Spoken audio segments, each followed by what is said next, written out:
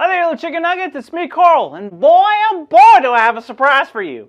Well, welcome to Grow TV. Welcome to Grow TV. Hosted by Carl, where we have fun with our friends, talk about Jesus, and go over everything the Bible has to offer. Now, once again, welcome to Grow TV. Well, hello and howdy do. Whoa. Isn't it a beautiful day for learning, laughing, and loving other people? Well, that's my plan today, at least. Well, let's just say part of my day. You probably noticed a couple things different about me today. No, it's not a new sweater. No, I did not part my hair on a different side. I'll give you a hint. I'm standing inside of it. No, not my shoes. The basket. I'm standing inside of a basket, and do you know what this basket is connected to? Yes, that's right, a hot air balloon.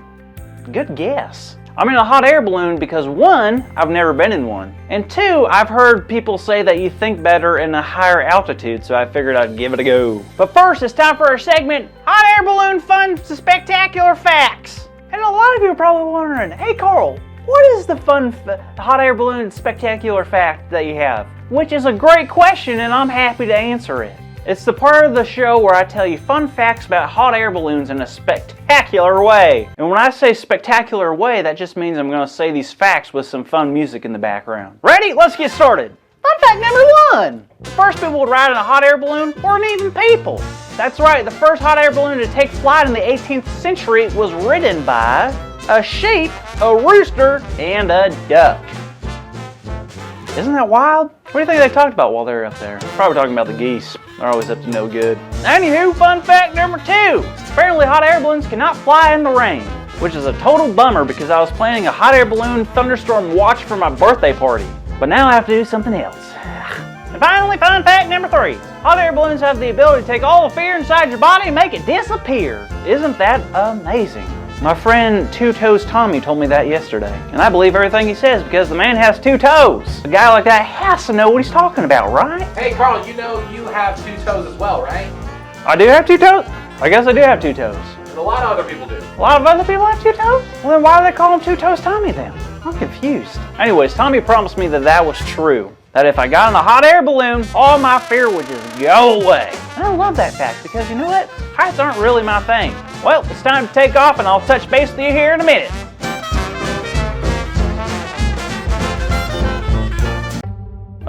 Y'all, I may have made a miscalculation because as you can see, I'm in a hot air balloon and I am also in the sky. And guess what? I'm scared and I need help. Hey Carl, whoa, are you in a hot air balloon? Yes, now please. How cool. Did you know the first people in a hot air balloon weren't even human? It was a sheep, a rooster, and a duck. Yes, I know. Now help me get down. All right, just take a deep breath. How did this happen anyway? Well, I'm wanting to discover what's up in the air more. And my friend promised me that you don't feel fear in a hot air balloon. But he was wrong. Oh, okay. Wait, was your friend who told you that Two Toes Tommy? Sure was. Why? Oh, Carl. Two Toes Tommy is notorious for not telling the truth. He loves pulling pranks on people. Are you serious? Yup. I don't even know why we call him Two Toes Tommy. All I know is he's not someone you can really count on. Buckets of berries! I can't believe I fell for that! You can't trust anyone who makes a promise these days. Well, I wouldn't go that far. I think there's someone you can still trust on keeping their promises. Oh yeah? Who? Well, let's go back to 2 Kings chapter 4. Do we have to? I mean, I could leave. No, please don't go. I'll do the story with you. Okay, well the story starts off with this woman who lived in Shunem. Now her and her husband were pretty wealthy. They had a big house. With lots and lots of food? Yep, and they were very fond of the prophet Elisha. So much that they had built a nice room just for him for whenever he was visiting or passing through.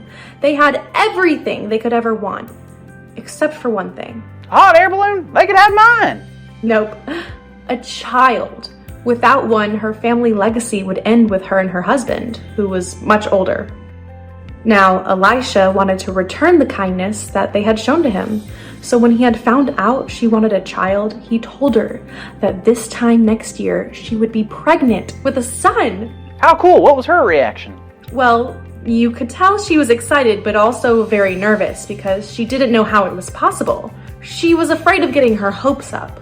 Yeah, I know how that feels. I hate being disappointed. Me too. But Elisha wasn't lying. A year had passed and she gave birth to a baby boy. What a miracle! But disaster struck one day. When the boy had grown a little, one day he wasn't feeling well. His family tried to make him feel better, but nothing worked, and he ended up dying. What? Katie, I don't know if anyone told you this, but this is not the way to make someone feel better who's scared to death of being in a hot air balloon. Hang on, Carl. The story isn't finished. Almost immediately, the mother knew what she had to do. She had to go find Elisha and ask him to bring her son back to life. So she traveled to him and told him what had happened. What do you do? Takes it too bad, too sad, like the Two-Toes Tommy's just texted me? Nope, the opposite. He went back with the mother to their house, went into the room where the boy was, shut the door, and he began to pray. He kept praying and trusting God. He prayed and asked God to heal the boy. And the boy began to breathe once again. Get out! He brought the boy back to life? He sure did. The mother came in and thanked Elisha for what he had done. And guess what, Carl? Huh. I tell you that story not only because it's great and wonderful, but because it teaches us a very special thing. We may not be able to trust everyone, but we can always count on God's promises. You know what, Katie? You're right. I don't know why I got so worked up earlier. I can't remember a time in my life where God's gone back on a promise or disappointed me. Exactly. There are thousands of promises from God in the Bible and so many stories of others trusting in those promises. And there are people in our lives today, like parents and friends, who trust the promises of God and find out that they are always true. Amen to that. High five. Oh.